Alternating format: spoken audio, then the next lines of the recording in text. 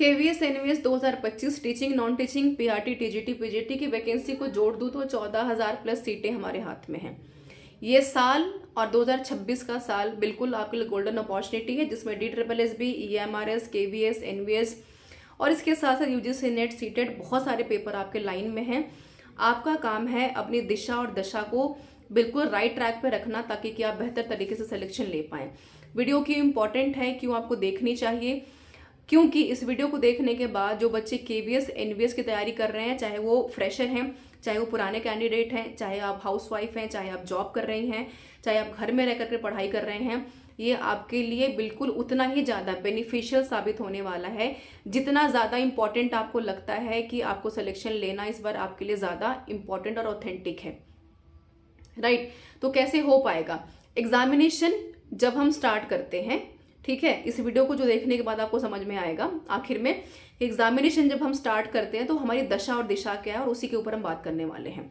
देखिए, कोई भी एग्जामिनेशन की जो डिमांड होती है वो डिमांड होती है कि कितने बेहतर तरीके से आप किसी ट्रैक को चूज करते हैं, है ना, कि आप किस ट्रैक पर हैं, आपकी परफॉर्मेंस क्या है, आपकी किताबें क्या है, सिलेबस क्या है, आपने प्रैक्टिस कहाँ से की है। राइट, तो हम बात कर लेते हैं सिलेबस का। सिलेबस में कह रहे हैं कि भैया हम आपसे मिलाकर के यहाँ पर 300 नंबर का एक क्वेश्चन की वेटेज 3 मार्क्स है। न्यूमेरिकल एबिलिटी पूछेंगे, रीजनिंग पूछेंगे, कंप्यूटर साइंस पूछेंगे, भाषा पूछेंगे, ये जो बेसिक टॉपिक्स है ये आपसे पूछेंगे, है ना। थोड़ा सा मिसिंग लगा यहाँ पर टीचिंग एप्टीट्यूड का सेक्शन, थोड़ा सा वेटेज बढ़ जाता है जिनका कि मैथ्स पे कमांड नहीं है, थोड़ा सा मुश्किल है, लेकिन नामुमकिन कुछ भी नहीं है अगर आप करने पर आ जाते हैं, क्योंकि अच्छा खासा समय आपके हाथ में है। जरूरी किताबें कौन सी हैं? किताब का अगर मैं बात करूं तो रीजनिंग में, न्यूमेरिकल एबिलिटी में, आईसीटी में, अंग्रेजी, हिंदी में, मुझे लगता है कि पिछले 10 साल का अगर आप बैकअप देखेंगे तो आपके घरों में किताबें इतनी ज़्यादा होंगी कि शायद उसको आप गिन भी नहीं पा रहे होंगे। या मार्केट में इतनी किताबें हैं कि आप शायद तय न कर पाएंगे कौन सी किताब आपको पढ़नी है।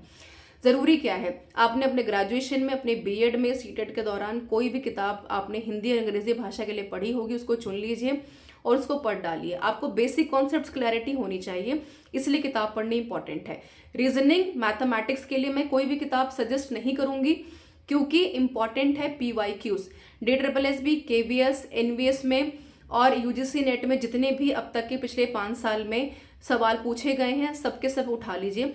5 सवालों में 5 साल पुराने PYQs में से अगर आप कुल मिलाकर के 50 भी मिनिमम, मैं कह रही हूँ इक्वली 50 अगर आप सवाल उठा लेते हैं ना मिनिमम, तो भी आप 500 कॉन्सेप्ट्स रेडी करके जाएंगे केवीएस एनवीएस के लिए, और उससे बाहर पेपर आपका नहीं आता है।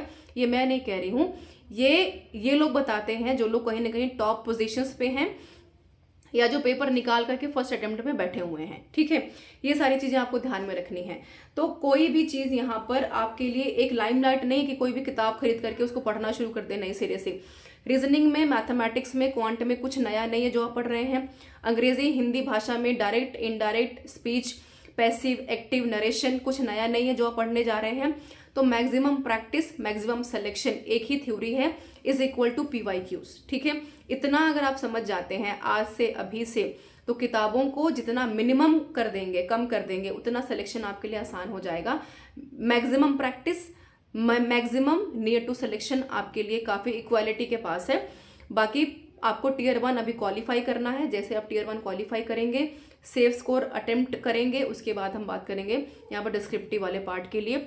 और आपके लिए एक अच्छी खबर है कि ऐप के ऊपर, जिसका लिंक डिस्क्रिप्शन बॉक्स में, आप KVS का, NVS का, EMRS का तो चल ही रहा था, और नॉन टीचिंग का यहाँ पर अब लॉन्च हो चुका है कोर्स, तो उसको देख लीजिए, पढ़ लीजिए, समझ लीजिए, प्रैक्टिस कीजिए, डेली बेसिस पे मॉक लगाइए।